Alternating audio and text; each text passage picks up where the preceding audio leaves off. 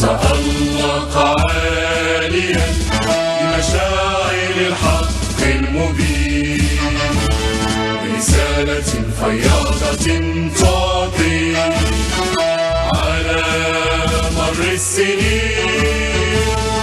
نور تألق عاليا بمشاعر الحق المبين، ببناء حضارة كبرى على دنيا ودين، وخطى اعتدال رافقت صوت انفتاح الليالي، جهود تجديد سمت بالفكر والعمل الرصين، في مغرب الخير العميق وأرض كل الطيبين، في مغرب الخير العميق وأرض كل الطيبين.